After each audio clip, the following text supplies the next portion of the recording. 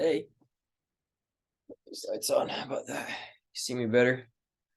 Okay. Give it a minute. I like to get on and kind of like warm up for a second, It's like stretching before a workout. Get the music on, let people hop on. Most people watch the recordings.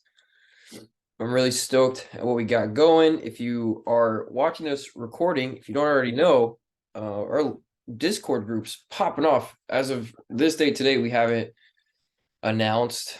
We got everything ready. We're basically announcing that it will be subscription based within the coming probably days, maybe next week at the latest. But that means that like you can have access if you're in there right now. If you see this video and before we announce that, you can have a free access to everything.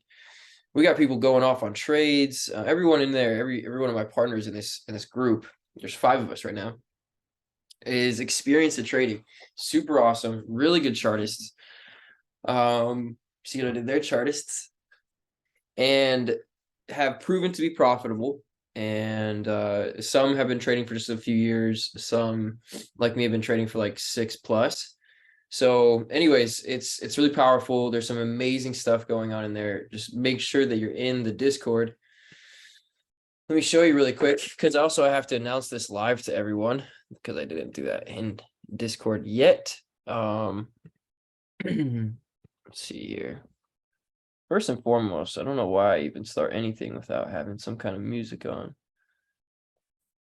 It's good to have flow.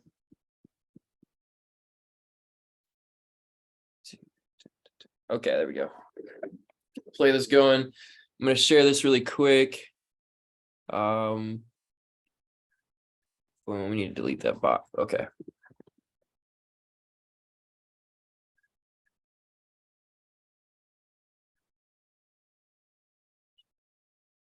Bing. Okay, send that.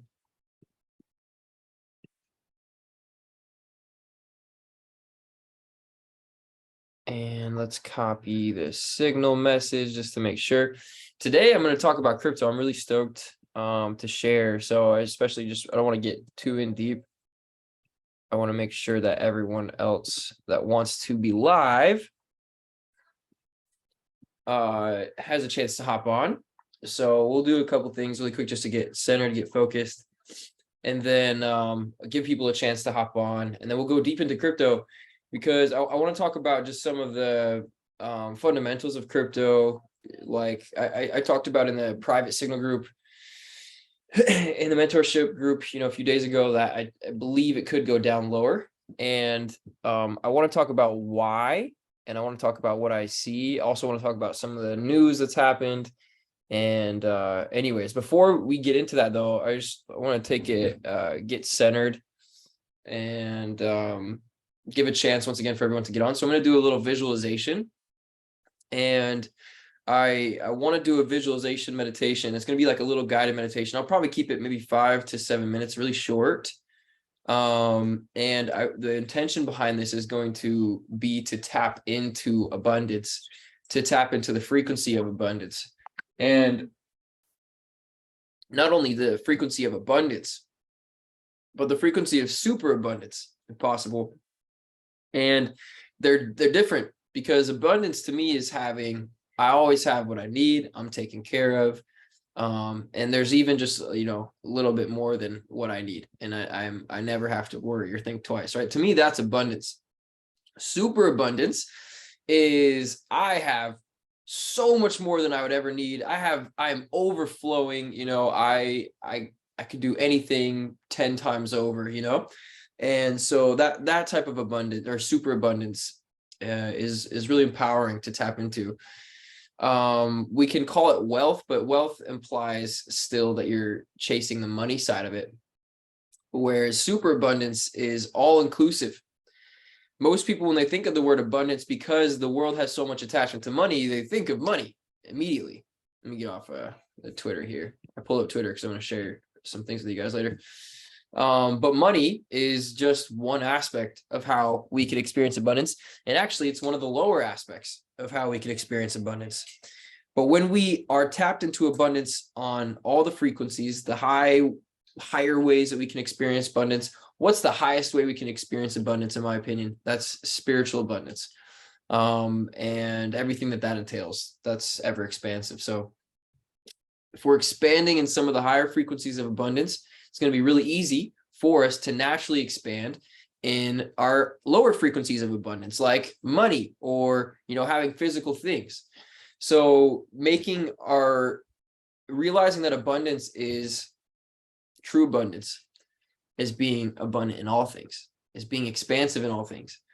So expansive in your health, in your relationships, in your spirituality, right? In your money, all of it at the same time. So it's a frequency. It can seem, okay, I got to do so much, but abundance is a way of being, not a way of doing.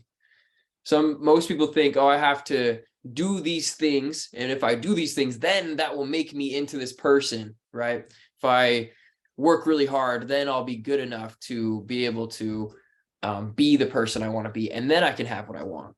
And it's backwards. It's not the way to do it. It's not do, have, be. It's be, do, have. This is how it goes. So what I mean is, if you can be on the inside abundant, how do we be abundant on the inside? Our thoughts have to be abundant. We never think negative about ourselves. We only think in expansive ways. Like instead of, if I make a mistake, right? In the past, in my history, I would call myself an idiot. That was so dumb. Why did I do that? I'm an idiot. I never say that. I would never tell myself that in a million years at this point, right? So when we're abundant in all ways, right? We're abundant on the inside. We be that. Then we will be inspired to do the things that are in alignment with abundance, and then we'll be able to have anything we want. So it's not do, have, be, it's be, do, have. So, okay, quick visualization, and then I'm going to get into the crypto stuff. Give another chance for others to hop on if they're feeling it. So if you want to go ahead and just sit comfortable, if you want to follow along, or if you don't want to follow along, if you're watching the recording, probably like 5 to 7 minutes forward, you can skip ahead. I think this is really powerful to do though. And then if you guys are here live, then go ahead and just get comfortable. And you're going to take a couple breaths and be conscious of them. And so when I am bringing consciousness to my breath, I just make sure I'm taking empowered breaths, abundant breaths, true breath, right? Breathing into the belly first, and then into the chest, then into the throat. Now it should be that every breath is that way. So if you find that you're breathing just from your chest, that's a shallow, scarce breath. And so it may have been that it's been a habit, or, in my life, I was never taught proper ways to breathe until just the last 6-7 years. So being able to take abundant breaths, once again, makes it easier to tap into abundance. But if we're just breathing from our chest, we're not filling our full lung capacity. And our breath also contributes heavily to our heart rate. Our heart rate is, our heartbeat is the frequency that our being is emitting. So that's why when we feel excited, our heart rate will go faster, right? If we feel really relaxed, our heart rate will slow down. And our outside experience will also relay that or mirror that. So to experience more abundance, one way is to bring consciousness to the breath and make sure we're breathing deep. Okay, so I'll flow through the visualization now. I go on tangents. I think it's really good to have context as to why I talk about what I do and why I emphasize importance on the things that I do. So that's how the subconscious works and belief systems work. Okay, bring it back. So take a couple conscious breaths. And if you can, every time for the rest of your life or just the rest of today, I want you to take time and just be aware of your breath, and notice that every time you're aware of your breath, ask yourself, am I breathing abundant breaths or am I breathing scarce breaths just from my chest? So we're going to breathe into our belly first, chest second, throat third. If you've already taken a few breaths, then what I want you to do is first focus on your root chakra, focus on the area of your tailbone. And I want you to imagine for the next 3 breaths that there's just a ball of white light at the bottom of your tailbone, and that ball of white light at your tailbone, you can just see it as bright as the sun, like a little mini sun. And with every breath, you're going to imagine that growing brighter. Breathe slow if you need to, just watch that brightness grow slowly. With the next breath, you're going to watch grow brighter. And as you breathe out on the second breath, you're going to also imagine the breath out makes it brighter. One last deep breath in, and with the breath, inhale, the ball grows brighter and brighter. Now this is your root. And I want you to imagine that with the next breath, this root starts to spread out into the earth like a laser beam. One beam goes straight down, speed of light, to the core of the earth. And as this beam of light coming from this ball of light at your root, at your tailbone, is shooting, connecting a beam of light all the way to the core of the earth, millions of roots are growing outside of the edges of that beam of light that's connecting to the center of the earth. It's like a tree, you're becoming grounded. You're becoming connected to the earth and to intuition, being intuitive with the physical world. Now for 3 breaths, I want you to breathe light into all those roots, into that beam of light that's gone from your root, from your tailbone, all the way to the center of the earth, the core of the earth. It gets brighter and brighter with every breath. And also with your exhales, you watch it grow brighter, brighter, brighter. When I'm imagining light, I like to purse my lips like I'm sipping out of a straw to emphasize the breath coming in slower. Makes it easier to me. Imagine that white light coming in. White light is the chi, is prana, is life force. It's energy. This is us. We're working with energy. Is what we're doing here. So when you feel that your roots are really bright and expanded, I want you to imagine that light then coming from your root, that ball of light growing brighter and brighter and brighter with every second. I want you to imagine now a beam of light going straight up your spine, all the way through the top of your head, and all the way to the top of existence, all the way past to the edge of space, time, connecting to the source of all, the source of all light, of all creation. And the way I imagine this is just a beam of light just going straight up to the end of existence. If you find that it's hard to imagine, that means you need to bring more energy, more chi. And so you're going to breathe light, take a few breaths. If you can't see that beam of light going straight up, take a few breaths into that ball of light that's at your spine, at the bottom of your spine. Make the breath audible if it helps. Imagine the white light going in, and then you can, once you've brought that energy in, you see the light growing brighter. And if you need to, if it helps to visualize a source of energy, I imagine that at the end of all creation, that there's a brilliant white, expansive light, and that's where I'm bringing the light in. You could also imagine you're bringing it in from the sun, if that helps. So once you feel that you have the beam of light that's connected all the way below you to the center of the earth, to the core of the earth, and all the way above you to the edge of existence, I want you to take a couple breaths and just imagine that brilliant white light growing brighter and brighter and brighter.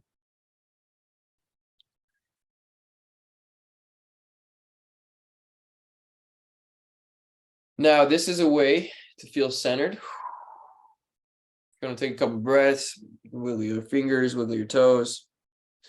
What I would also do, I want to definitely chat and move forward. And so the more expansive version of this is to then see that brilliant white light expanding in your heart center and going in both directions to out of your shoulders to connect to existence on both sides and connect to the edge of existence on, in front and behind you as well. And then to sit there for, make this practice 10, 15, 20 minutes. breathing brilliant white light, when you've connected yourself to source on all sides, it's going to be really easy to bring in this creative energy, to bring in more chi, more prana. And actually there's higher frequencies above chi, above prana, which is the white light that we're focused on. When I'm telling you to visualize white light, that's chi, that's prana that we're working with. And there are higher frequencies. That's one of the lower energies. And when we're visualizing the light coming from the top of existence, we're also bringing in higher energies, higher frequencies. And when done consistently, this will expand our awareness. It's not just a one and done thing. It's just like going to the gym or eating healthy, right? You don't notice the change the first day, but after a month, after a year, after 5 years, you'll be levitating. So yeah, go ahead. If you feel good, come back to the moment, back to your body.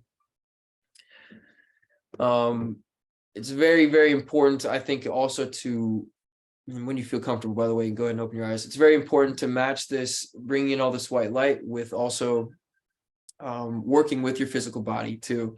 And so there's different practices that I shared, like Tai Chi, doing some Qigong is great. If you don't know where to start with that, there's some amazing YouTube videos. If you absolutely want, why not? I'll send a good beginner's Tai Chi video. But if you can partner the visualizations of bringing light into your body, and then also I visualize the light expanding, or the aura expanding outwardly from my being. So after my body's full of light, I'll take time to also visualize that. We're bringing in, what we're doing effectively is we're bringing in so much energy. If you can do it while doing Qigong, you can do moving Qigong. There's also standing still Qigong. But 10 to 20 minutes a day of consistently just doing something like this, and you can get creative in your visualizations. You may have more powerful visualizations than I do. And so you can get creative in how you bring in that white light. But where focus goes, energy flows. And so when we're going throughout our day, anything we're doing, working with family, working at a job, working with our business, working with trading, thinking about things, singing songs, anything that we do, we are giving energy to. And so when we don't spend time bringing energy in, and every day our focus is just outwardly, we're sending the energy out, well, it will cause us to feel drained. It will cause us to feel lack, and it'll be easier for us to tap into lower frequencies like scarcity. But when I talked about earlier, we expand spiritually, right? If we can experience abundance spiritually, it's going to be really easy for us to experience abundance in our life, in our relationships, in our money, in our world, in our business, and everything. So expanding spiritually is number one. And one of the best ways that we can do this, the easiest way, is to bring in more chi, bring in more prana, bring in more white light to ourselves as much as possible. So like I said, 10 to 20 minutes a day is great. And then the key is that by doing that, especially over 10 days, and once again, connecting your body, like I said, through Tai Chi or through different practices I talk about in my course and different visualizations, it'll empower you even more. But seriously, after 10 days, you'll just start to notice that you feel more aware, you feel more level, you feel more stable. And then, this is now for practices like this, for me, we're going on multiple 3-4 years that I've been conscious of bringing in chi. I've heard of chi and prana before many times in my life, but it's been just a few 3-4 years now of consistent practice. Over years, if you stay consistent, you will notice, just with the visualization practices like this, matching your breath with that, you will notice your consciousness changes. There are also higher practices. So the higher your frequency, the higher your consciousness gets, the more aware you are, and you're able to connect things in your world. The more you open yourself up to the higher practices, to the higher knowledge, the higher understanding. And even, this gets to a point to where you can, when churches and religions, they talk about how some of them, they have prophets, right? And they have people who talk to God. Apparently you can actually experience that yourself. The talking to God are these higher revelations and experiences, these epiphanies, these philosophical ideas that just like come to you. And it's like, wow, you know, each one of you on here have had those experiences where you're like, oh my gosh, my mind is blown. And you can experience those at a much higher level. And so working with energy like this, being conscious and aware of it, each one of you is already aware of it at some point, at some level, because you're here listening to me. You wouldn't be able to hear me out if you weren't. And so this now is working with it more consciously.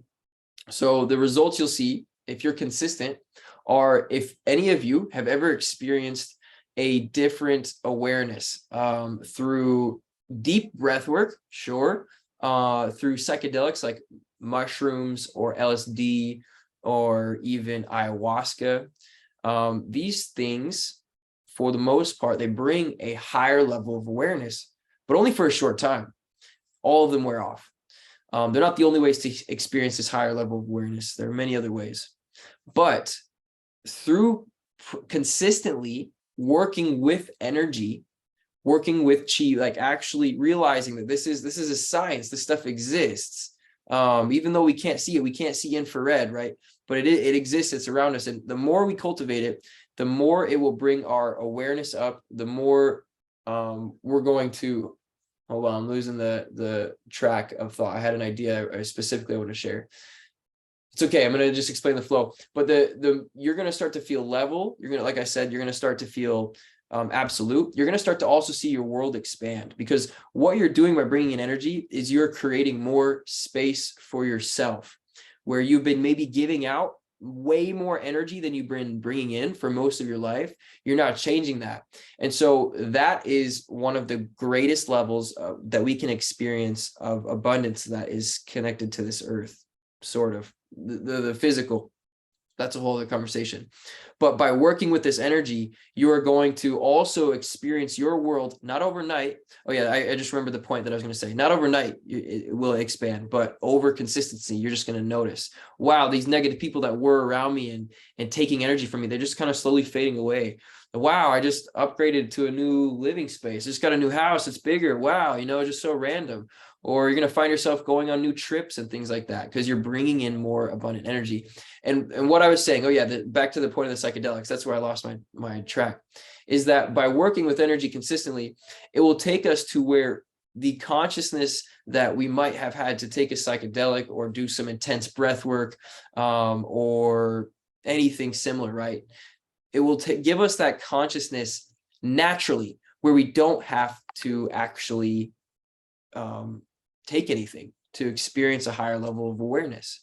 Another way that, you know, actually marijuana is a lower level psychedelic. And so some of you, if you know, and I know some people on here who experience marijuana regularly, some that don't, but like, you know, if you haven't tried mushrooms or something, you can imagine if you smoked a lot and you start to kind of see colors or whatever. A lot of people have experienced that. You may not have it all. I might be explaining something foreign to you, but it's the same idea, that consciousness that we can experience with these plant medicines, those are outside of us. If we cultivate the energy within us, it will be our natural consciousness. It's just like anything else, right? It's just like if you want to have a ton of like strength all of a sudden, you know, you can inject yourself with steroids, right? And just get all this strength and power, right? In a moment. But if you don't do it again tomorrow, you're not going to have the same strength and power. But what's even better than that is if you can just naturally go out and be active. You know, if you go to a gym, like for me, I like to do stuff in nature. If you're going hiking consistently, right, and you're being active and you're using your body over a longer time, you're actually going to have more energy day to day, more power, more expansiveness. And the thing is it's not taking from you. Whereas steroids, you know, it might help you in the moment, but over the long term, it's not gonna have the best effects, and you're still gonna need to take something outside of you, and you're never gonna actually expand on your own. And the thing with steroids, and I'm comparing this to energy, it's really important. I'm just trying to connect this to make this really connect for you guys, how important working with energy is. With steroids, that I noticed, those are my friends that have ever tried. I've never tried them. They took it. They saw this growth in their body, and they're going to the gym, and some of them were just, you know, bodybuilders, and that was what they wanted to do. but after they stop taking them, they lose all this muscle mass like pretty fast. So this is the same thing with working with psychedelics and consciousness. Psychedelics and I don't, I smoke joints here and there, and I don't take as many psychedelics as I used to, but I'll microdose maybe once a month, twice a month, something like that. Whereas there are times where I was experiencing LSD like once, sometimes twice in a week. I was really experimenting. And I realized that no matter what I did, I had to take this stuff. I always came down.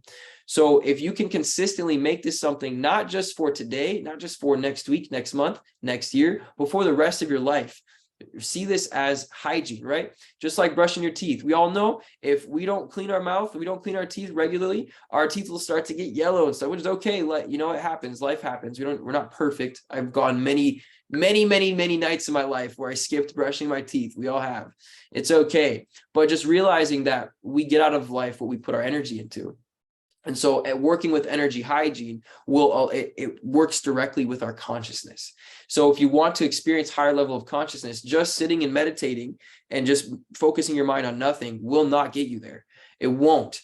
But what will is working with energy and really expanding your being, just growing like a tree. Do you think once trees, they take, they sprout, they just sit there and they don't do anything? No, trees are constantly, they're working. They're absorbing the nutrients from the ground. They're absorbing the nutrients from the sun, and also leaves collect chi and prana as well in the wind. So they're also absorbing that, and the tree has to send those nutrients everywhere, just like your body. We're here to do and to expand. We have to put the energy into it. So I feel like that's pretty expressed. I know I can really hit points really hard. Let me see about any messages. And training open focus. Yeah, I like that. Do you want to expand a little bit on that? Yes. Yeah, absolutely. I would love to. And training open focus is really like just having a meditative state in how you're just like moving through the world. In my practice with working with entheogens, plant medicines, psychedelics, one of the things I became really familiar with was what it felt like to be in that space, right? Like my mind is under the influence. And obviously there's like chemical things going on in my brain, but my experience of reality is there's more depth. So my focus has just maybe a different lens, but I call it open focus. You're more aware of things that are, it's not just the wall, there's also the particles of the wall, like different layers. And so one of the things working with the medicine, I also found working with meditation or other mindfulness practices, right? Breath work, they're teaching us states of like to be like full on like into our entire state of being, in which to like, hey, like this is my, what is it called? This is my homeostasis, and being able to move with that kind of focus, just moving forward and throughout life. Like this is what I wish I was taught when I was younger, and now I'm here. Right. Yeah, thank you for that. I love that, and that's like psychedelics. And don't get me wrong, I am saying that, like, of course, we want to expand that consciousness without them, but in my life specifically, they've played a massive role in my awakening and in my expansion. To allow, they're not the only way, but they're a shortcut basically to higher levels of consciousness. And the way they work is not that it like takes you there and leaves you there. It's that it shows you what's possible that you didn't think of before. And then once you're awake to it, it's like you can't go back asleep to what you experienced. No matter how long, if you never experience them again, that will always be in the back of your mind, in your subconscious, like, wow, I experienced this higher level of consciousness. And so I, being super open, because I don't really do it much anymore. I'm really more of like, I try to be more natural, which they're all plants. The plant medicine I work with are plants anyway, which, so anyways, I've experienced like LSD specifically over 300 or 400 times in my life, and mushrooms like 50 or 60. and ayahuasca a few times. I've microdosed ayahuasca a lot. I've experienced DMT over 15 or 20 times. And I've been really like, I really have been as obsessed with expanding consciousness and expanding awareness. And coming from someone who has, compared to others, the others that I know, a lot less experience in that realm, but also to others, I've told that, and they're like, "Holy shit, that's crazy!" And I'm like, I know people. If you guys, you should look up Ram Dass too and the things that he's done. But anyways, what they do is they open your mind to where you can experience that open focus, like Yaz says, expanding that to the umpteenth level, like ayahuasca or something, where you can experience everything at once, and you can experience growth, like 5 to maybe sometimes 10 years of growth almost in one night, going through a couple of years of therapy in one night. So that's why for me it's been so empowering. But once again, it's not the only way. It really isn't. So I've got to emphasize that. It was just my path, but that path led me to this path of what's the real way to actually do this. Even those that go a psychedelic path or those that don't, in the end, I think everyone will eventually, this time or the next, lead to the same point of where you still have to cultivate it. You have to be putting your consciousness and your awareness into cultivating it. We've got to put the effort in. It is done, right? Everything's created. We don't have to expand. We don't have to grow, right? But to me, if we're not expanding, we're contracting, and the universe is always expanding. And so to those who are also looking to expand in experiences and expand in what their knowledge is, expand mentally, spiritually, right? The world is going to favor you. You know, the energy of the world of God is going to favor you, because that's what God, universe, source is expanding all the time. So you don't have to, you know, we can just stand idly by, but that's really boring. And eventually, if we're not expanding, in my opinion, we're going to be contracting. So what if the medicines are like near-death experiences? Yeah. I was taught that through DMT, like some of the DMT experiences where the intense ones, you leave your body, it is death. Like they say that too. You're literally experiencing what death is, the experience of death is. And so all consciousness expanding experiences are like a near-death experience. Yes, exactly. Anything that brings like an intense shift is almost like a near-death experience. So thank you for sharing that, Lika. You're spot on, because you don't need an outside medicine or plant or anything to experience a conscious expanding experience, right? You can experience that just completely conscious, and we will. If you're on this path, if you're on this call, you will, like, you're in alignment with that type of stuff. So anyway, yeah, we're feeling good. Out of anything we just talked about, does anyone have questions, any other comments, anything that anyone wants to share, story, a thought, anything? Because I want to start to move into crypto, but I want to keep it open too. I'll drop a little gem about the near-death experiences. Actually, what's happening when whatever the chemical process that is happening when you do ingest these medicines, as you're shifting your brainwave state and your, I think it's your prefrontal cortex that shuts down. That's the ego, and it's like, oh shit, no, I need to control the body. It might die. That's what's happening when you're sitting with these medicines, and that's why it's like, oh shit, this is uncomfortable. What's going on? But it's because that part of your brain is like, the medicine's like, nope, sorry, we've got other things to do. So it shuts it off, and you're like, oh, what time is it? Oh, let me check my text. Let me look at pictures. Let me remind myself of who I am. So it really is a death experience every single time with like a macro. Yeah. Yeah. And I want to, I agree with 1,000,000% everything you said. And for those that haven't had many experiences, like, it could sound a little scary. Like, I don't want to go through death experience.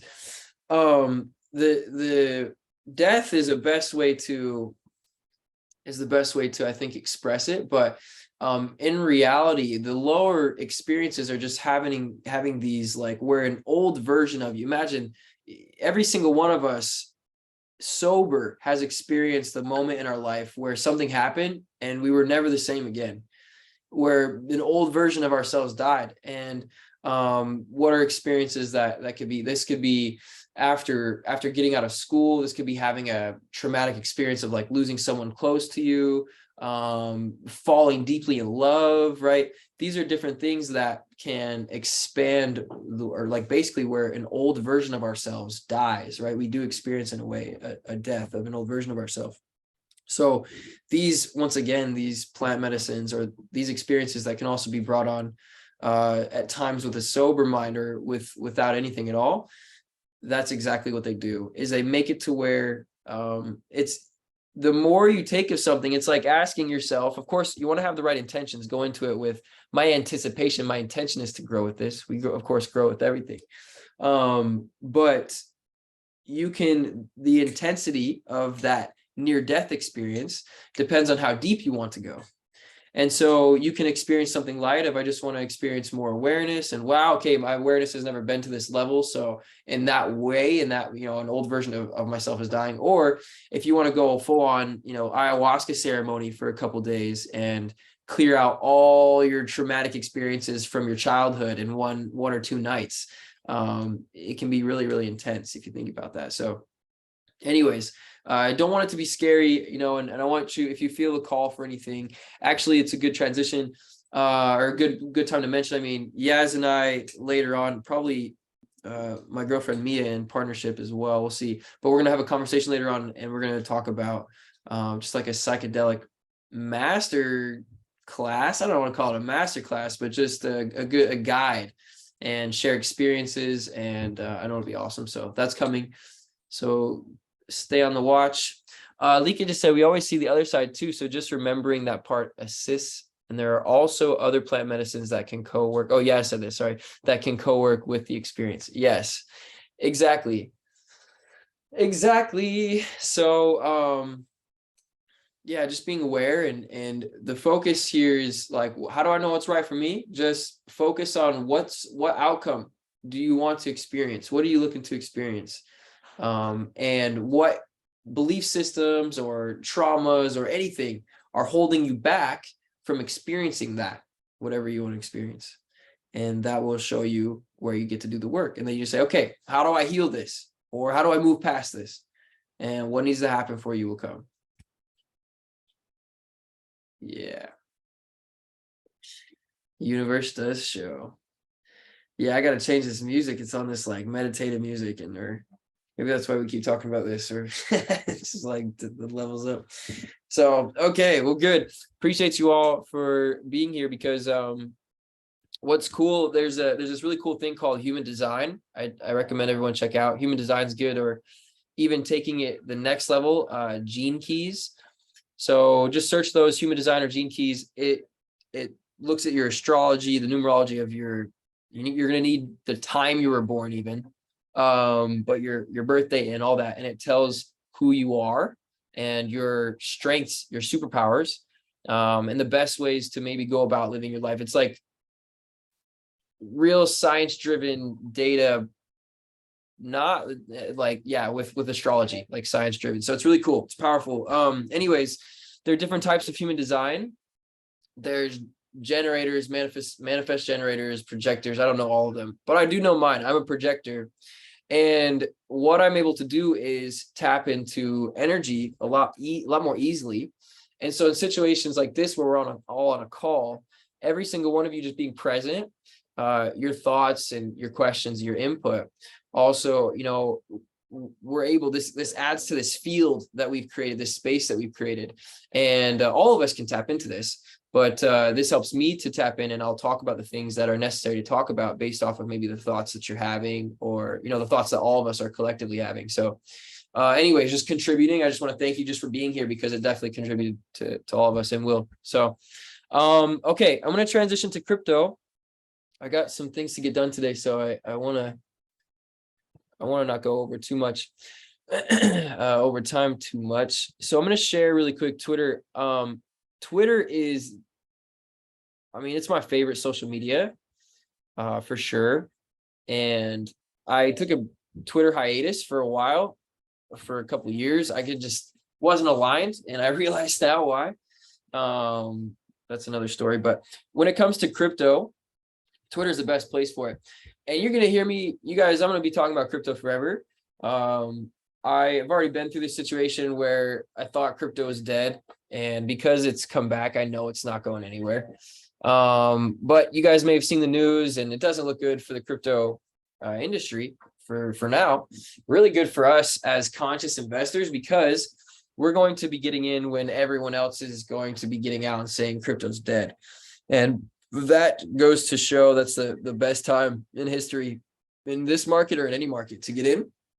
Bottom could be now, could be lower. We're going to find out.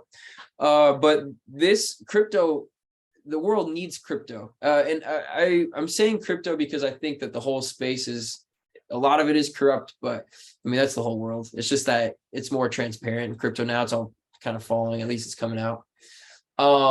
What the world needs specifically is decentralization. And that's what crypto mostly, well, sometimes stands for. I'm not going to say mostly, because actually mostly it's showing not so much. There's been a few things that have happened. In case you didn't know, I'm going to just keep it simple.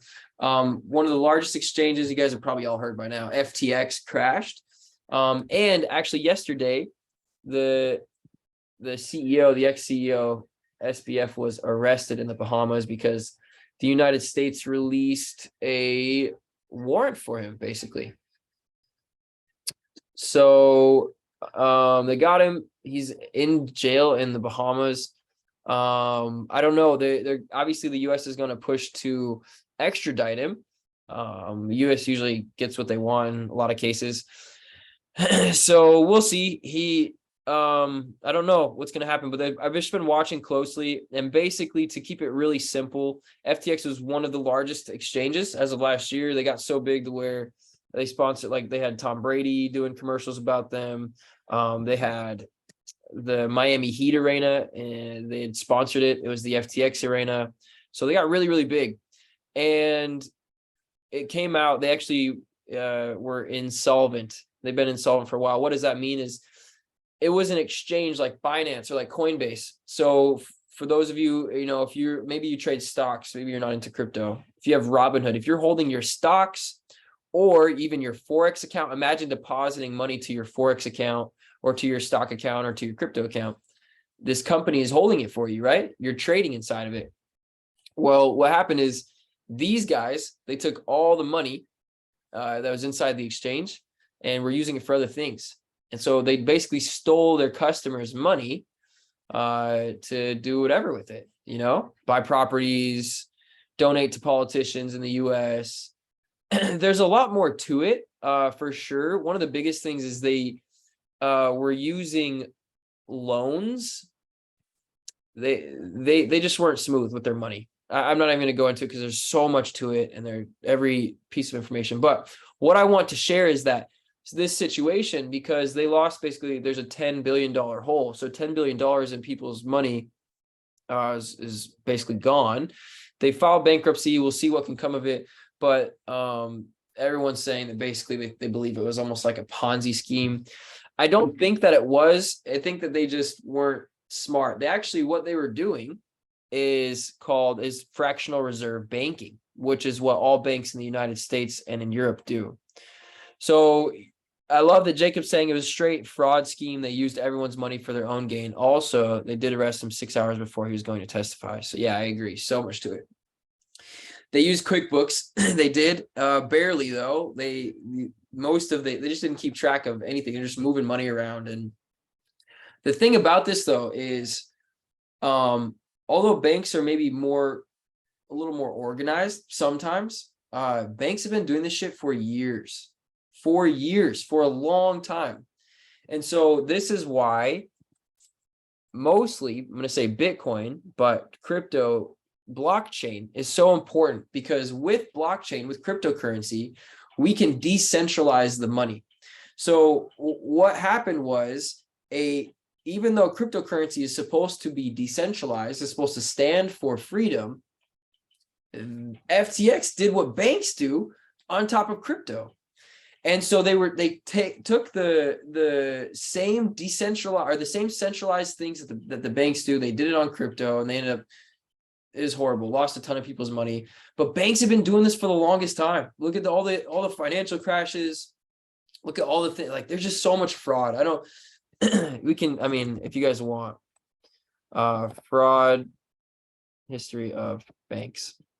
So the reason why I'm sharing this with you is because I want you guys to know the full reason why crypto is so important, and why for the rest of forever this is going to be something that is in our space. This is fraud history of banks. I'm the pioneers of financial fraud. There's just so much you can go and read about different banks. I know one of the worst is Wells Fargo fraud history. There's a bunch of Wells Fargo scandals. They've done so many horrible things, but they're not the only ones. Like, banks around the world have been doing this shit. And the problem is humans. Humans get greedy, and they want to take people's money. They think, oh, well, if I have access to this money, then technically it's my money, which isn't the case. So we need a financial system where we aren't having other people custody our money. Banks and institutions, governments. We manifested a currency or a technology where we can have exactly that. So yeah, go ahead. What were you gonna say? I just wanted to say how like triggering this is to my nervous system. And I was like, I just wanted to offer, like, if anyone is feeling as triggered as I am right now, please tap into like something like scent, like some like soothing smells. I just lit an incense. That's like my normal thing, or some Palo Santo. Nourish your nervous system, because I'm like livid and I'm like, fuck these fuckers. What the hell? Yeah. Okay. I'm in a good place with this. Like with FTX, I lost $30,000 of other people's money. However, I have friends that lost like multiple six figures. I have an internet friend that lost a couple million, and there's other people that lost 10, 20, 30 million, 50 million. Like, it's all from FTX. But the thing is, banks have been doing this forever. This is the thing. This is why it's crazy. So the governments and the banks, you got to realize, they run the media. And so what they're going to do is they're going to make crypto look really bad. They're like, oh, look at all this fraud of crypto. Hey, we're going to come save the day with the central bank digital currency. They're already testing it, actually. I'll show you with Wells Fargo, which is one of the worst banks of fraud. Wells Fargo CBDC. So they're going to come out. The New York Fed will launch a CBDC in partnership with MasterCard. They're already testing this. I've already read this. You can go find out more, do some research. But basically, they're testing a government digital currency. And imagine just every single transaction that you ever do, every dollar will be stamped with the data of what you did with it. And so that, to me, is not fair. It's not okay. That's giving them more centralized power over money. So what's the fix? I'm talking about all the challenges here. So now I want you guys to see this, and even if it is triggering, if it is triggering, that makes me in a way like glad that you also see what I see and feel how I feel about the situation. And what my intention is that this inspires you as much as it inspires me to contribute to systems that are more inclusive, more empowering, more abundant for the world, that are more expansive. So Bitcoin specifically, to put it briefly, this just makes it so that we don't need banks. If I want to send money to any one of you, let's say I'm down in my space in Mexico, and you guys want to send me some money to buy property in Mexico or something, right, to my Mexican bank account, it has to go from your bank account, or it goes from you requesting on your app to your bank account. They're going to test it, right? The government's able to see, of course, above the bank accounts and what's happening. And then it goes to Swift, right? So you want to transfer 100 grand, transfers to Swift, who is also controlled by the governments and by the central banking system of the world, which then goes to my bank, and then everyone's checking it out, make sure it's good, is this okay, blah, blah, blah, right? And then finally to me, and then maybe within 7 days, it'll be cleared out, right? If you want to send small amounts, okay, yeah, it does happen faster. You can Venmo up to $3,000 a week, but if you want to send money, like actual money, like 100 grand, 200 grand, $1 million, you get these 7 to 10, 20 days before you get your money. And on top of that, it has to go through all these crazy systems of people who want to have power and control over you, over me. So instead, with Bitcoin, we can self-custody our money. We are our bank account. We don't need a bank to hold our money. We can be our own bank. You know how empowering that is? And the best thing about Bitcoin is that unlike banks, you don't need to apply. Anyone in the world can actually participate in the Bitcoin network. Anyone, anywhere. You don't even need a smartphone, but you just need a phone. And there's paper Bitcoin wallets that you can just memorize passwords. So right now the laws are you're not allowed to fly with over $10,000 in currency anywhere without reporting it. But if you have a Bitcoin password in your head, you could carry $1 trillion in your head without anyone knowing, as long as you remember this password, right? The other thing about Bitcoin is your accounts can never be frozen. There are so many times where the government has abused power and frozen accounts that did not need to be frozen. And that is a way to control. If you look at Kanye West, I know, and I can attest there's a chance Kanye West has gone a little bananas, but also I heavily see if he has gone a little crazy, he's been pushed hard by people to that point. And looking at everything they've done and how horrible he's been treated in his business just by speaking his mind is horrible. It's not okay that happens. Now, I will say it's not okay to like preach hate and to like, I'm not alignment with that or anything. But what I'm especially not alignment with is that it's that easy for banks and companies, people in power at companies to destroy someone's life. JP Morgan announced, hey, we're sorry, Kanye, we're not holding your money anymore. You need to find another bank. As soon as I did that, and Adidas canceled Kanye's contract, and somehow, even though it was already Kanye's money in his bank account, they were able to petition to have that money frozen, like over $200 million frozen, till Kanye couldn't even have access to it at all. So they destroyed him in like a couple weeks, mostly because of money. Bitcoin makes it impossible for things like that to happen. And that's why governments, and that's why some governments, like if you go to Latin America, where I spend a lot of my time, it's more expansive. If you go to Africa, Bitcoin is like saving the whole world over there. And like, I'm going to show you some things here on Twitter in a minute. But blockchain, the technology specifically, makes it so that things can be decentralized. That the system who's doing the transfers and all that is everyone contributing to it. And the cool part about Bitcoin is that it is its own network. What I mean is, yes, through the internet, you can connect to Bitcoin and it makes it easier, but also Bitcoin has its own satellites running.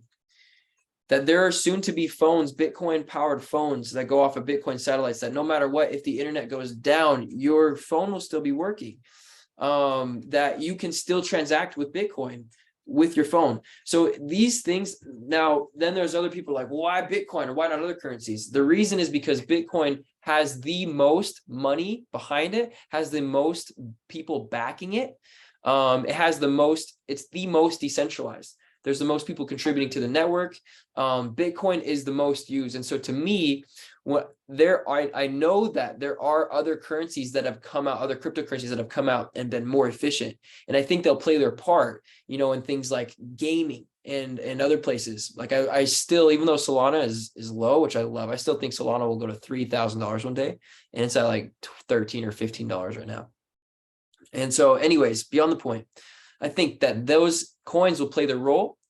But to me, when I'm thinking of how imperative it is as a society that as soon as we can, we are transacting on a decentralized system that's going to help the world expand in so many ways, that anyone who tries to have power or control over others, over time, they're going to lose that, because people will realize how much those few have held power by controlling the money. So Bitcoin is the most advanced when it comes to a currency that we as a world, I consider myself more of a global citizen now, because I'm here visiting Nevada, but like homes everywhere, nicely. So I'm always going to be moving around. So to transact as a global citizen on a currency that isn't controlled by governments, by business people, by extremely wealthy people that don't have my best in mind, Bitcoin is the best option, period. And so I am going to, and I know that the more people that grow and expand and build on it, the better it will get. And we're getting to a point now where there's things like Bitcoin Lightning Network that can actually transact, potentially, they've been testing it, but it can do up to 40 million transactions per second. Visa can only do 25,000. Solana can do 400,000. But Bitcoin potentially can get up to 4 million transactions per second with the Lightning Network. We're early. So what I'm getting at, guys, is why I just wanted you guys to see a little bit more of my point of view of why crypto isn't going anywhere, no matter how much you see in media that it's dying, and that people are that it's going to be regulated, and that whatever, all the negative news that you hear. It's not going anywhere. The key here, though, there are a lot of cryptocurrencies that will die because they aren't adding value. But the ones that are adding value to the world, they will grow, they will expand. This transparency is happening. You can call it the age of Aquarius that has started, right? You can say that there's an expansion of consciousness. To me, it's just like cycles, right? Just like seasons in the world, there's seasons of consciousness, and we're moving into this new season. And so we're going into this new season where transparency, and this type of season can last like 10, 20,000 years. But transparency is the new currency. Truth is a new currency. And so that's the best part about crypto is, banks can go, you can deposit money in a bank, and they can go and take your money and do whatever they want with it and make tons of money from your money, invest in whatever they want. They could lose it if they want. The government will back them up. It doesn't matter. They can go and do that behind your back, behind everyone's back, and then use it to control us more. Or we can have this currency as a world where we can see everything's transparent, that even politicians are using this, that we can see that, oh, this government was using that much money to spend on war, right? There's a black project spending budget in the US where they don't tell you where it goes to, and it's billions and billions of dollars. And I just think that's not okay. So beyond the point. Anyways, I could keep talking about this, but once again, I'm expressing so much because this is going to change the world. And no matter how low it goes, if you can stick around and have this knowing like I do, and luckily my knowing comes from experience. I've been in crypto since 2016. If you can have this knowing like I do, you're going to benefit so much. Yes, financially, but in so many other ways. So really quick, I want to check messages. Also like to offer anyone this resonates, highlight this is a moment to reframe this for subconscious program. Yes. Thanks, Yas, for talking about that. She mentioned that earlier, talking about some of the frustrations that we can, so we can see all this negativity happening, but it's so empowering to see this in an awesome way, because we can see it as like, look at all this crap going on, but we literally have a solution. It exists and it works. And this is why I'm moving to Guatemala, Lake Atitlan, which is also nicknamed Bitcoin Lake. So the reason it's named Bitcoin Lake is because most of the lake has adopted Bitcoin around Lake Atitlan. And I bought clothes. I bought like local Guatemalan clothes and stuff with Bitcoin. And so you can go all around Lake Atitlan, and you can literally buy your groceries, and you can buy you see like this is the local shops, handmade stuff. See the Bitcoin sign, we accept Bitcoin. It's all over. So I'm really stoked because this is just one place, but then also you have El Salvador, who has completely adopted Bitcoin as a currency. So El Salvador has so many plans. But number one, you can go there right now and you can literally go to McDonald's in El Salvador. I don't eat McDonald's. I would never touch that stuff. But you could, and legally they have to accept Bitcoin because it's a legal currency in El Salvador. So you can literally, if you go to El Salvador, you can completely live off Bitcoin with no bank account right now if you want. It's not ideal. I haven't felt a call to go to El Salvador yet. I will eventually. There's some beautiful places, but I just think it needs a little bit more. It's in a transition state. It's been a third world country for a long time. So now there's a lot of money pouring to it because of Bitcoin, and will continue to pour over the next 10, 20, 30, 50 years. But you're going to see a lot of countries in Central America do this as El Salvador and these other places start to experience the abundance that crypto will bring, because what it's doing is it's actually vibrationally, it's true financial freedom, right? I said this on my story the other day that we can't actually experience or say that we're financially free. Even if you have $100 million, you can't actually say that you're financially free if you're still working with a centralized currency. You just can't. You're not actually as free as you want to be, as you could be. So, but if you put that $100 million on Bitcoin, well, then you're truly financially free, right? And that's still relative, because even 100 million will hold you back from some experiences, but that's another story. Okay, so what I'm getting at is that I am going to put my energy and efforts into with my expertise and the few things that I have expertise, into growing this, into expanding this. And so you're going to see a lot of countries just over the next 10, 20, 30 years. I think that Central America, Latin America is going to be the new financial hub of the world. And even though you may not in your world right now see how crypto is being used every day, you all know someone who's really dope with crypto, awesome Bitcoiner, is Jack, the founder of Twitter. He's actually been in Africa for a while, and this is one thing they did. On December 9th, he posted this like 5 days ago, powering a rural Kenya village and securing the Bitcoin network with excess hydropower while lowering electricity rates to 2,000 people, $500 or 500 families. Now, because they're using Bitcoin, their monthly power bill is only $4 instead of 10. So they took this old well. This thing looks like it's falling apart, and they had excess hydropower from their electricity. They're mining Bitcoin, and then the Bitcoin is going to the community. So this is happening in Africa right now. There are tons of stuff they're doing there. People building in El Salvador. Bitcoin, people building in Guatemala. So even though everything seems to be crashing in crypto, and yes, things are down, and yes, when people don't have a lot of money, things may not grow as fast, but this is an ebb and flow, right? This is a sine wave, just like the tides of the ocean, just like the seasons on the earth, right? This is what's happening. There's ebbs and there's flows. So crypto's in somewhere in here. I don't know if we're here or if we're here, but we're going to see an expansion again over the next few years. This has happened over the last, crypto's been around since 2009. So I'm just telling you that there's enough people behind it. And I personally I know enough people to just, the Bitcoin specifically is not going anywhere, and crypto as an industry will change a lot over time, but it's not going anywhere.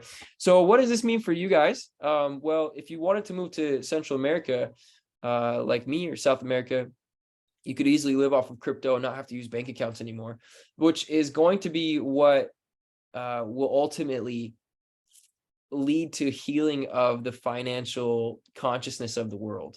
This old capitalistic system, even, I talk about all the ways that fraud has happened, but what has not really been talked about is the trauma that it has created for so many people.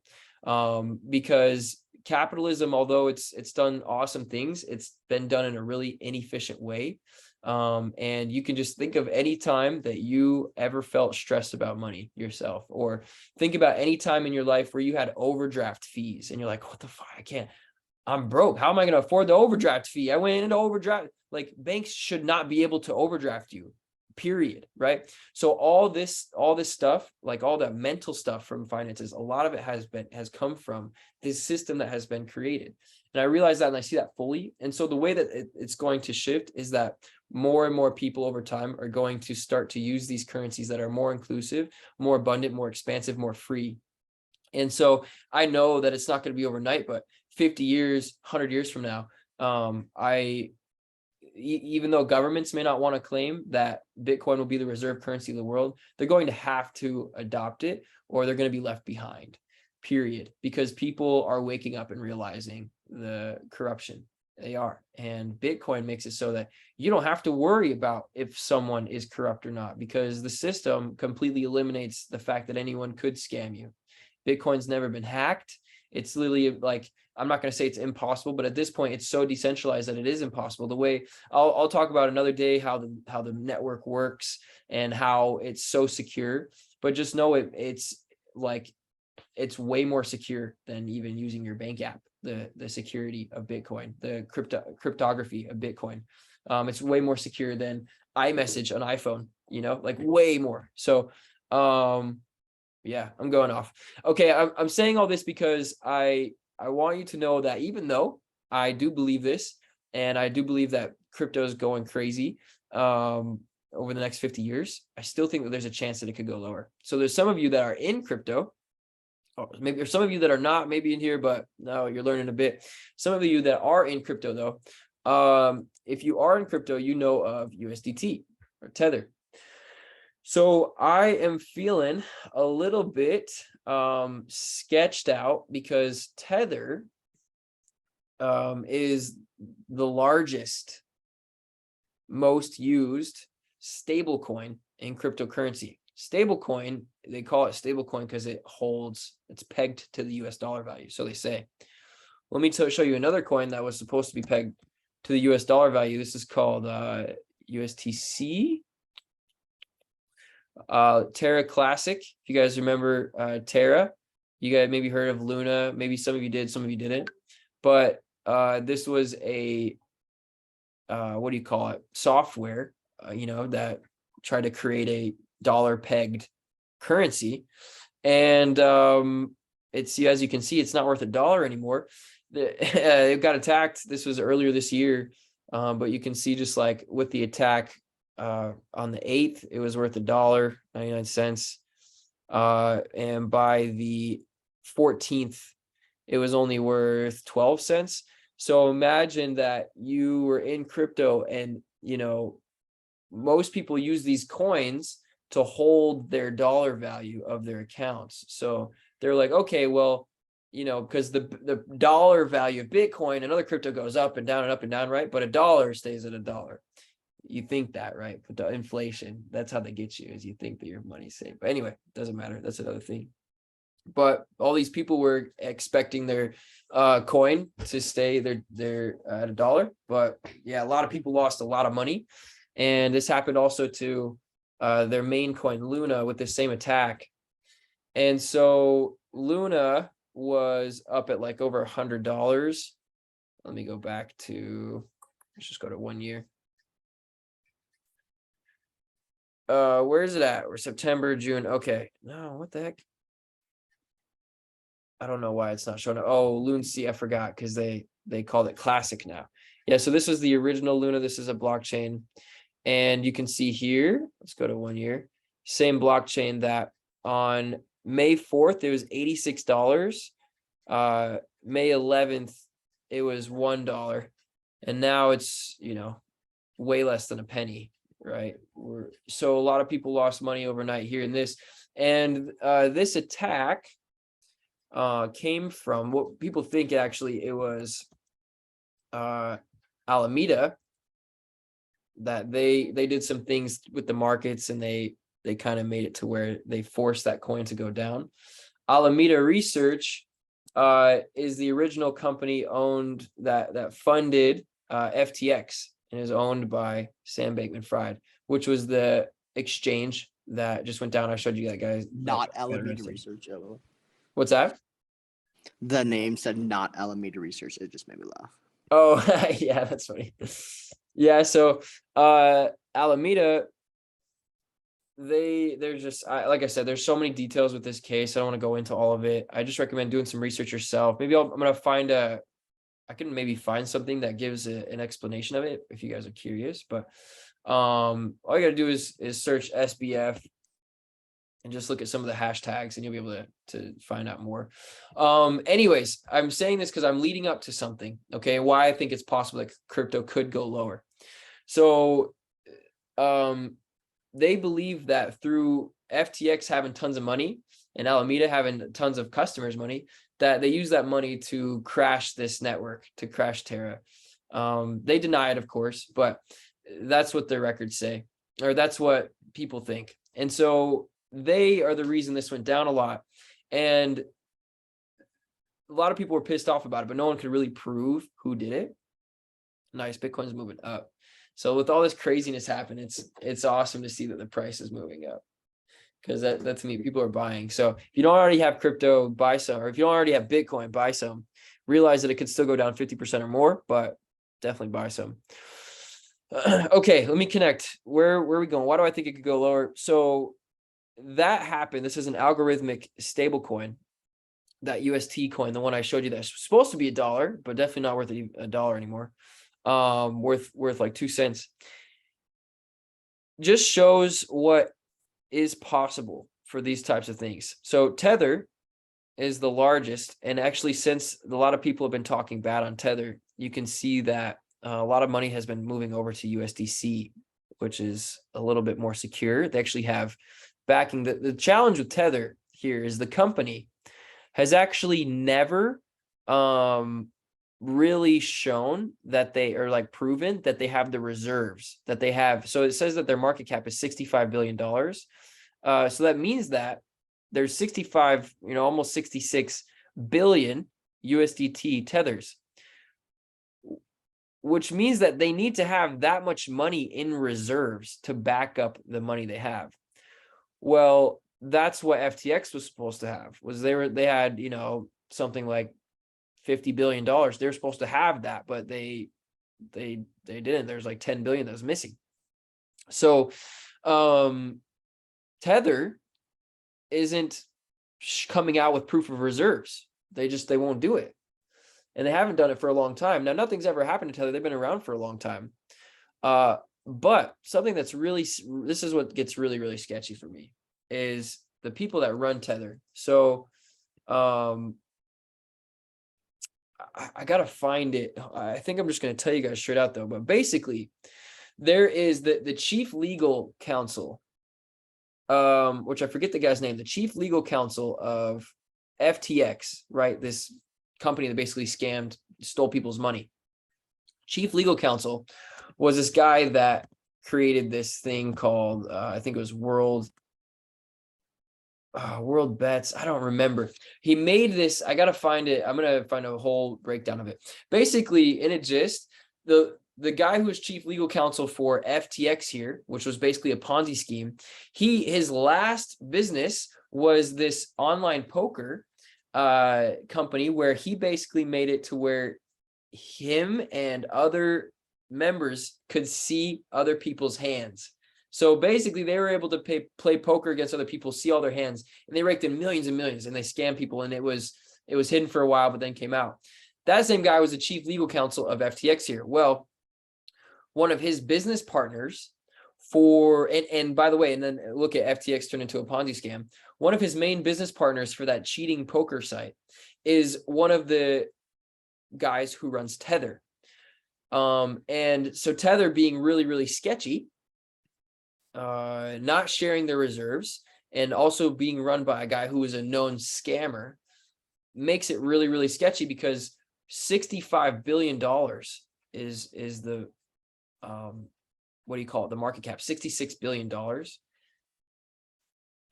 whole market cap right now of crypto is $900 billion. If Tether crashes, not only is it the 66 billion, but a lot of this market cap of crypto is calculated through lending. So a lot of people have used their Tether to borrow Bitcoin or something, which they then traded. There's all the things that banks can do, loans and all that, by the way, you can do that all. You can do it all in crypto now. It's pretty dope. And insurance, everything. It all exists on crypto now. It's just next thing is just mass adoption. That's all. Anyways, if there's a lot of lending going on. So imagine that if all of a sudden, which is possible, the 66 billion, it comes out that they don't have the money that they said they do, which they're being questioned by governments, and we'll see. It's just kind of sketchy. If it comes out, if information comes out at all that they don't have the money they do, not only will that 66 billion basically be wiped out, but on top of that, anyone who used USDT to borrow other cryptocurrency, they're not going to be able to pay it back. And so all these people who have been running their businesses on loans based off of USDT, their businesses are going to go down. And so that there's a lot. So this Tether is so in the industry, so engulfed in the industry, but it's good because people are becoming aware. And so USDC, a lot of people are starting to transfer their money to USDC. Personally, I think the best stablecoin that exists, the one that keeps US dollar, is DAI, D-A-I. And this, it's completely decentralized. That's why I love it, because no one owns it. A bunch of creators got together and said, hey, let's create this. And they did. And that's where I have most of my crypto money right now, is in DAI, because even USDC, it is a company. USDC is the company that runs USDT is called Tether. Company that runs USDC is called Circle. They're companies, they're centralized. What are we realizing over and over with a lot of companies is you just can't trust humans so much. They scam people, the fraud happens a lot. So I prefer to transact on systems where there's not, the human element is completely eliminated, where it is free, it's expansive. So hopefully that makes sense. Let me know if you guys have any questions. But yeah, this is why I'm still kind of like, okay, things could go down, but we also have to realize that when the most fear is in the market, is present in the market, that's the best time to start buying. There's been a lot of fear in the markets recently. So, but Bitcoin's on the up over the last couple of days. It's been moving on up. So I want to chart it out just to show you guys what I see and what I'm going to expect over time. And then I want to announce some cool things. The main thing I want to announce is how powerful the Discord group is and how you guys need to be present there and active there. Because if you want to see, there's charts and trades going on now every single day. So you can literally be finding trades every single day. Okay, so looking at Bitcoin, even though we've moved up pretty good recently, which is good, by the way, full context, this could be the bottom, you know. What I'm saying is a possibility, and there's just so much. You can just search up. Let me show you one account that shows a lot of the Tether stuff. It's called Bitfinex, and Bitfinex is the name of the exchange that also runs Tether. And you can see this is his profile picture. He's got the Tether coin, and it's a bomb, just a ticking time bomb, basically. So what are you trying to say? And he posts a lot of information on what they do. So, wow, Binance offering 50% APR. That's crazy. That's really sketchy. So yeah, when companies offer really, really high interest rate on stuff, that means that they're, FTX was doing that before, and you can't keep up with yield in that way. So it's just kind of sketchy. Anyway, so if you guys want to check it out, you can do your own research, of course. If you want to know some of the crypto accounts to follow, you can check out. I have two Twitter accounts. I've mainly been using the Ascended Trader one. I'm trying to build that. I have my old Twitter account, Zeller Frost. Both of them follow really good cryptocurrency, accounts and just news in the space. Which kind of leads me to the Discord really quick. I just want to show you guys. I'm stoked because I'm announcing in the Discord about lives and all that. We're going live really soon, meaning it's going to be subscription based really soon. Details to come. If you're in the Ascended Trader coaching, you'll be able to get a locked in price at $33. we're just once again getting all our ducks in a row. So I'm not forcing, I'm not putting a timeline on anything. But you'll get that price for $33 as long as you stay signed up. For everyone else, if you're not in the Ascended Trader mentorship, you'll be able to get the first 3 months for $99. So basically $33 a month. After that, most likely will go up to $99. But in here, so I'm going to be consistently talking about crypto. I'm going to start posting a lot more to the crypto chat. But right now, every single day, by the way, Jacob says gold is making moves. So if you guys want, we'll check gold here in a second. I'll check that next. But every single day, basically, Kian is here in the trading chat posting trades. He does a lot of stock stuff. He trades a lot of price action. He also does Fibonacci, tons of Fibonacci. I teach a tiny bit of Fibonacci. But to be able to be really good at Fibonacci, you have to have price action down, which is the main thing that I teach. And so there's a lot of stuff going on here. There's stuff also being posted to the consciousness chat. And yeah, just guys, this is going to be where a lot of it's going on. Okay. So, staying consistent here and, showing up here, you're going to be able to find trades. You're going to be able to, we're more live streams. So I have this live stream I do every week, on top of the separate coaching call. If you go up to, I think it's live streams or updates, Amala is posting his live streams here. Also, my friend Zach, he does gold analysis pretty consistently. I think, I don't know where he's been posting his though, so we got to check that. But anyways, the daily is new stuff. So the main challenge for me had been, coaching people while also still trying to provide like awesome trades and trading content. And I can do that when I'm one-on-one, but if I'm one-on-one with everyone all the time, it's really hard to be consistent with everyone in the group. So this is going to make it so you guys are getting tons of value. We have 5 of us that are going in on this group. And so every one of you guys can have, and also Amalah's on, so good to see him. So Amalah, you just saw his beautiful face here in his live stream from yesterday. So yeah, guys, like I'm really stoked about this. So I was intending this week, and I think it could still this week. We'll have the payment and everything realized. We're gonna have the solid schedule. Could be next week though at the latest. So we just want to make it right. So anyways, if you guys have questions about that, seriously, just let me know. With trading and with consciousness, all of it, guys, like the best thing you can do is rely on and lean on community. We're all here. We're all heading the same direction, right? We're all figuring this out and seeing how we can take it to the next level. And so there's a lot of things and a lot of successes that I've seen that I'm able to share, right? A lot of successes that Amala has seen that he's able to share. A lot of successes that each one of you have seen that none of us have seen that you're able to share. And so the more that we can grow and expand this community, it is, and it will continue to be the greatest trading, wealth, and consciousness community in the world. And this is going to lead this. You guys have no idea how big the vision of this is, like where this is. You stick around 5-10 years, you're going to be like, wow, I can't believe I've been here from the beginning. So right now it's just a Discord. But this is going to be outside of Discord in not too long. So, anyways, we'll keep it rolling. But be present. That's how we make it better. If you guys have stuff that you see that you share that no one's aware of, share it. That's how we're going to be able to spread and to expand. And then as time goes on with the group, if you feel really inspired, you're like, I want to contribute, like this group needs this and I can contribute that. And I'd love to contribute that. Then you reach out to me and you let me know. Right now, I think we got most of it covered, but this next month is just going to be getting the flow down for all of us. So, okay, let's go really quick back to charts.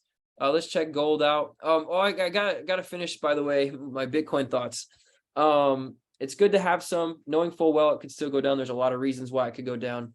And by the way, that other thing that we just looked at, that Binance is offering 50% API, that's not very good. That means they're trying to get people to deposit money. So that means that they're experiencing some liquidity issues. So yeah, I don't know, guys.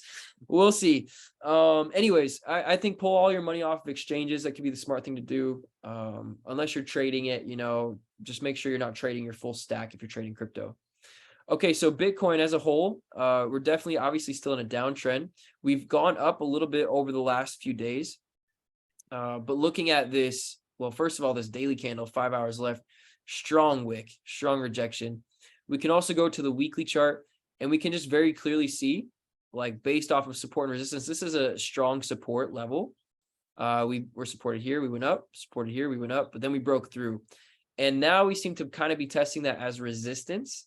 Support and resistance is a range. So, you know, I would say also we have with the Bollinger Bands, the moving average here, that as long as Bitcoin, if we stay below 20,000, then we're going to keep going down. As soon as Bitcoin crosses 20,000, if it does, then I'm going to be interested maybe to see if we move up. If it crosses 20,000, then I think we're likely to go up to 24 and kind of test that high. But to me, to be honest, I think that we don't really break 20,000 and that we end up going lower. How low can we go? I believe that we could go all the way down to potentially to $9,000. I don't know why I'm looking at this chart that's not got enough data for me. I need an older Bitcoin chart. Forgot I switched these out. Let's see here. We want to do, maybe Coinbase has the history. Yeah, there we go. Coinbase is good. Okay, so I believe that based off of different areas of support and resistance, first of all, you can see back here in 2019, we saw this resistance level right at 13, you know, between 11 and 13K. We touched that area and then we went down. We can also kind of see that we tested that area before we shot up here in 2020. You can see that we hit that resistance level, came down, and then sparked up. Okay, so that to me is going to be our next major level of support. So I would anticipate 12 to 13,000. I just expect more to happen in the crypto market, though. I just think that it's got to come down more. I'm still, you know, I did buy more because I was thinking that maybe we're going to start heading up. I'm not going to sell anything by any means. I'm not selling anything. But I'm not going to buy as much as I thought I would right now. So I believe that very well we could come down to this $9,000 level. And I see that here in 2018, we tested that area. You can see a little bit twice in 2018 that we tested that area. Also a little bit as support in December 2017. So that's just my next kind of liquidity level, my next area where I'd see support. I don't have Fibonacci levels. If anyone on here wants to contribute to those, if you got them, please let me know. You can share. But I am more just interested in the price action right now. And yeah, I just fully anticipate that it's a possibility we can go down that low.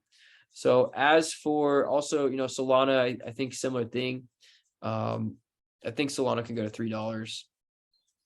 I hope it does. $5, you know. This is a coin that I believe if they play their cards right, which I think they definitely will.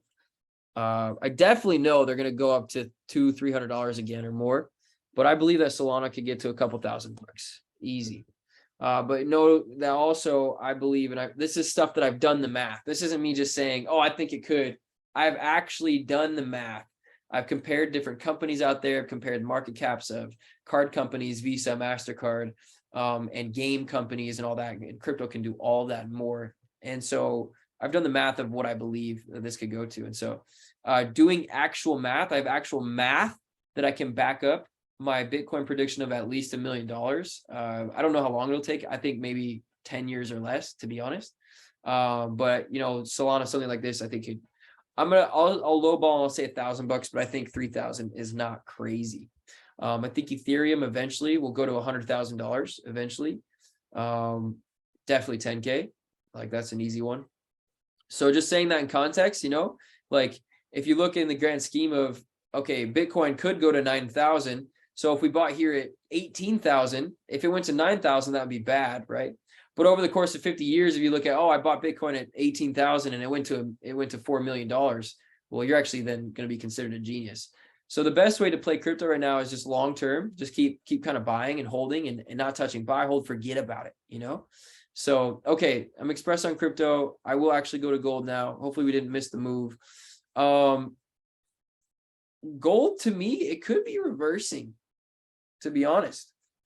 I think that gold could go down from here. I actually, you know, I kind of I expected more upside. I expected us to go harder better, faster, stronger. And so I actually would be really interested in looking at this weekly chart and potentially a short sell. But let me go to the lower time frames. Okay, 4 hour here looks good. Looks like it's retesting. It looks bullish. The upward momentum is strong. So I see hope.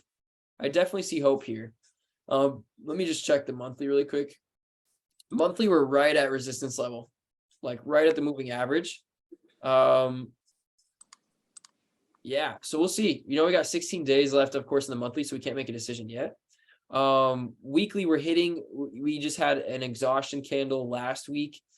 This one we have 2 days left, but you can see also we're experiencing some resistance.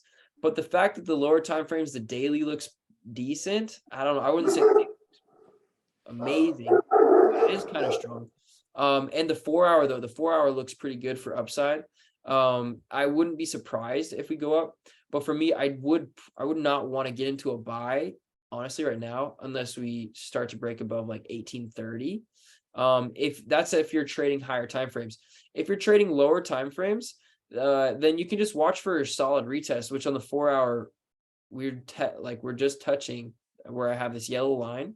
Like this is a retest happening potentially right now. There's 2 hours and 45 minutes, so we can't actually make a decision on this 4 hour candle. But you can see how we came up, we touched this, we went down. You can also see that this is the moving average. So this is an area where it could bounce and head up.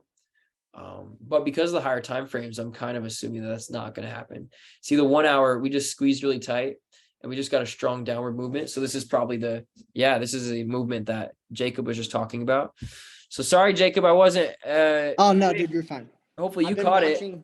I hopped in a short literally Good. this morning at like 2 a.m. and then I kind of been like watching it, and then like I didn't wake up, and then it made a crazy move this morning at like 6:30, which was interesting right before the market opened. And then yeah, but going off what you said, I think it's definitely a retest right now. So because I thought it was gonna keep going up. I've only been hitting longs the last week and a half on it, but I saw a good one. But yeah, see, and I see this little bit of like, okay, so two things. One, I like that right here we broke above this high, so that tells me that there is some upside momentum. But at the same time, we can kind of see that the momentum has gotten really weak. So if you see this strong upward movement, and then we came down, and then we had this upward movement, not nearly as strong. It was like half the size, and then we came down. And then look at this one, was even half the size of this one. So to me, that shows that the buyers are kind of weakening. And so I kind of see what I would consider as this little bit of like what I call trend bend. And so just the fact that it's curving a little bit, I don't know how to draw the curve, but anyway, you guys see what I'm saying? Yeah. So that's why I pay attention to. That's why it's not saying that I'm bearish, but it's saying that I'm gonna definitely wait to buy. And if we start to break down, so you see I set an alert here. If we go above 1830, I'll be pretty bullish. But if we start to break below 1760, 1775, then I might start looking for some sells potentially. But overall, looking at inflation and everything, gold should go up. But then again, let's look at actual data, because people talk about inflation in public, but let's see what the dollar is actually doing. Okay, yeah, so the dollar is still in a downtrend, but we're kind of at this support level. So actually, yeah, we're at a beautiful support level. So basically right now, because of the level we're at, we can see on the monthly in 2016, this was a resistance level. And also, get out of my way, zoom. 2020, this level was a resistance level that we've broken above, and we're now at potentially retesting. And we can see that we tested this level before. This is the DXY. This is the dollar index. This is just showing the strength of the dollar.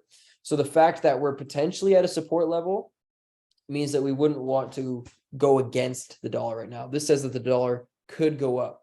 So that means that all the other currencies, so like USD, JPY, potentially could go up, right? Or gold, if the dollar is strong, the value of gold will go down, because you're gonna be able to buy more gold with your dollars if the dollar is strong. So just little things I'm kind of watching for. or looking at around about. The DXY is more of a Ricardo thing, and I never really got into it, but I find it helpful sometimes. Lika says she entered 2 shorts today. CAD JPY, let's pull that one up, and USD JPY.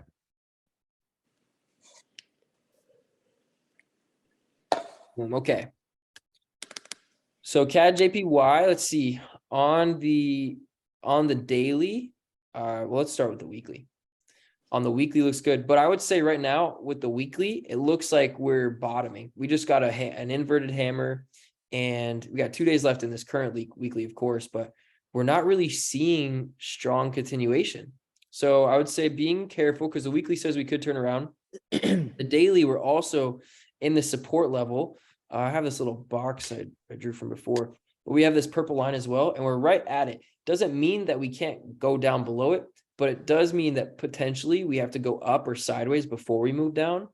4 hour also, we moved down really strong, but it looks like we just tested the bottom Bollinger Band, and that we're just kind of in this range. So the 4 hour set doesn't have a decision yet. But what I do like is you can see here on the 4 hour, just a small thing is here's a low, and then we went up, and we came down, and see how this wick, it pushed it lower. So we went a little lower. We tried to go up, then we went a little lower. So that's kind of telling us that there's a little bit more momentum to the downside on the small time frames, but we have to realize also, it's just at a potential support level, on the daily. That's why it's not going down immediately. So for me, if I go down to the 15-minute, this could inspire me to go to the lower time frames, just to wait to get into a sell until I start to see that momentum going down. And I would say, just looking at these candlesticks right here on the 15-minute, if I was in a sell, I would get out immediately, because that's very clearly, we got a strong wick and an engulfing candle. So on the low time frame, it looks like it wants to head up a little ways. Low time frames could be not that far, but I would personally probably just wait to enter a sell, because you can see that we've had a lot of strong downward momentum, and we're at this pause right now. So I'd kind of want to catch it at, right before we move down. And you can see here, we also saw like hammers, right? And it looked like a bunch of reversal candles, and we ended up going down lower. So that potentially could be exactly what's happening, but we just want to be a little careful, a little weary, so. Yeah, and hammers sometimes can be continuation candles. I would just, for this weekly candle, I would want to see us engulf last week's weekly candle. So for us to go down, that means in the next day or two, like I want to see us close below here for me to believe that we're going to go down. Because if this closes at all like this, then to me that's at least a short-term reversal, that it's going to go sideways, maybe to go down, or it's going to go up a little bit and then it goes down. But let's look at USD JPY really quick as well. Yeah, USD JPY on the weekly here looks really good for a sell, to be honest. On the daily, yesterday's daily close really strong. We do have a strong wick though, so like right off the bat, doesn't look like the best trade. We're kind of making this higher low, but like momentum is definitely to the downside. So maybe you just need some rocket fuel before it heads down lower. So I don't know what time frame you're trading on, but this one as well, it does look good potentially for a sell. You see, I got all these lines drawn. Let me try to make it more clear and get rid of something. So we can see we touched here, we hit support, we hit what was a resistance level, and this is why I'd want to wait a little bit, because you see I have this yellow line that is a channel, and we touch that level and we're resisted off of it every time. And then we end up we touch it here, we attempt to move down, but we end up breaking above. So we created a new trend, we created a higher high. So to me, that was a sign that we're going to potentially go up. Now, then we break below a little bit. I don't think that the upward sign or the upward potential is out of the picture. Potentially, we could have just made a new higher low, potentially. So I got 2 potential trend lines. I would just say right now, because of that momentum over here, and we haven't yet made a new lower low, that I would be more, my bias would believe that it's more likely that we go up from here. And so that I would anticipate actually that it could be a potential good risk to reward trade to buy here potentially, with the target of like this resistance level, because we've already broken a little bit this one, right? So to me, it doesn't like, let me put the Bollinger Bands back on. It could be a good entry right now. I wouldn't actually enter this trade because one other thing that I see is also like, it could be that this was just a fake out and that we're now testing resistance again to go lower. So to me personally, this is on at least the 4 hour, it's a no trade zone. But you can also see here, similar to CAD JPY, that we just had a really strong candle on the 15-minute. And so this is showing some momentum. I think it wants to go up a little bit on the hourly. Like, look how strong that is. We got 35 minutes left, but the 15-minute already kind of closed. Here we came down, we went up, and we went down, and then we just had this one burst. So this closed pretty strong, almost above all these downward sideways candles. So there's a chance that we could go up from here. I would say more likely that we go up. Not a trade that I would personally enter. I would also either get into a buy. Oh yeah, one last thing.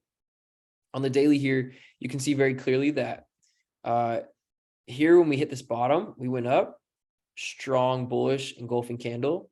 And then we attempted to retest that candle to overtake it. And notice how yesterday's candle, we tested the bottom and we were immediately pushed up. And look again today, we came down, we're immediately pushed up. These are strong bullish signs. Now we do have 2.5 hours left in the daily candle, but I just don't think, we're almost afternoon. The volume's done basically for the day until later, right? And so this daily close is going to probably be a doji, and that is a strong sign of upward, of reversal. So I don't know that it's going to go all the way up because this is also a strong bearish candle. But I would just, like, for me, no trade zone personally.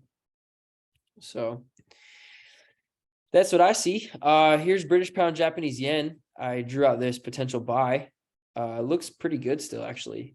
On the 4 hour even looks good. If we close this 4 hour above here, it could be a good entry. 1 hour looks decent. We're already in this uptrend. On the daily, we were testing the moving average. I love that we had a strong engulfing candle here. And then the next one, the bearish candle right after that, was the body was not bigger than the previous. And now we're on this daily where we're getting this hammer. We have 2.5 hours left. We can't make a decision on a candle that hasn't closed, but it's really common to test the high before the breakout. And so here we can see we were moving down, right? And then right here, we broke out.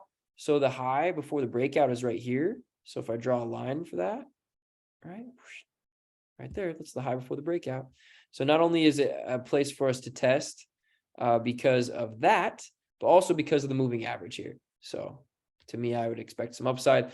Potentially, we could go higher, and make a new high. And so we got to look at this too. British pound looks good against the Japanese yen.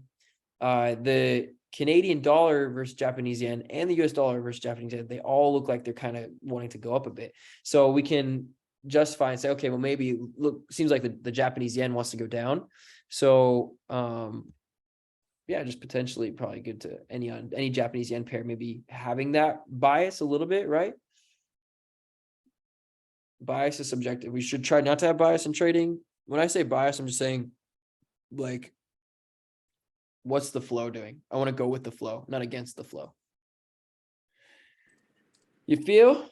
I got a question. Yeah. So did you hear about I guess it was like yesterday, or what's today? Is today Wednesday? Today's was Wednesday. Like Monday okay, so it was literally when basically Saudi Arabia, China, Brazil, India, Russia, and South Africa all met. And then they're trying to create a new currency to essentially attack USD. Do you know anything about that? Interesting. I actually hadn't heard that. But it wouldn't surprise me.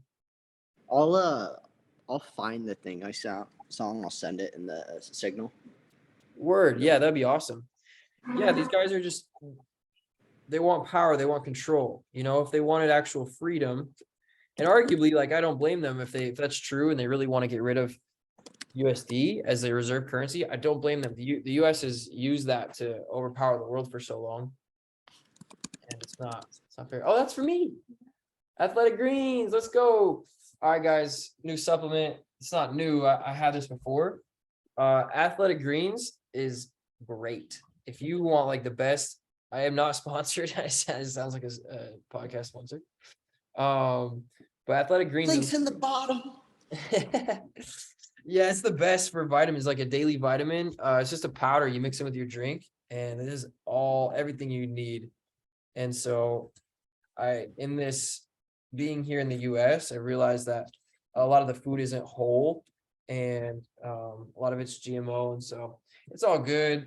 I just don't feel like I'm getting all my nutrients. So whenever I feel that way, I get Athletic Greens. It's a pretty cool box. They totally upgraded. So they do like a monthly subscription. I'll show you the powder. Really just a bag of this green powder, and you just put it in. It's like one scoop in a drink. And they do a subscription where you can $80 per month for like a monthly thing.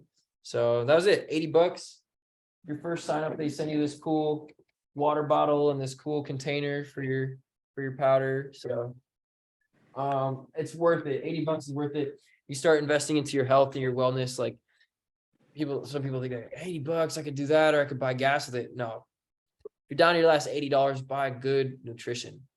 Skip the gas. If you feel good, you're gonna make more money. That's how it works. So anyway, yeah, I'm kind of winding down a little bit. So right now, let's just, like, for those of you that are trading and watching for trades, it looks like, honestly, British pound, Japanese yen looks like the best trade that I see right now, the best potential buy. Gold, if we start to close below that 1775 level, I think we're going down. If we close above 1825, I think we're going up. Silver's kind of in a similar boat. So, but also, you know, I believe they can definitely go up a lot. And I don't really see much of anything else. Let's see what oil looks like. Oil's been going up a bit, huh? Oh, down. Yeah, it's an interesting world. There's a lot of, okay, I want to stop you guys and just charts and stuff. I'm actually going to call it, because I want to tell you that a big part of why I'm moving to Guatemala also is because my vision of, instead of focusing on all the crap going on in the world, I'm going to put my energy into creating a more expansive, more abundant world. Every time, you know, we think about, like, we watch news or we see something on Twitter, we're like, oh, that sucks, you know, oh, this world's crazy. You know, that's the thing that people love to say, this is a crazy world, and they're manifesting that. And so to me, instead of focusing on that, I'd rather focus on all the things that are happening that are making the world better, because there's equal and probably more good things happening. So as we start to really go through this shift and this change that we need to grow into as a human race, and there's going to be a lot of people that are going to hold on and stay attached to the old ways of being.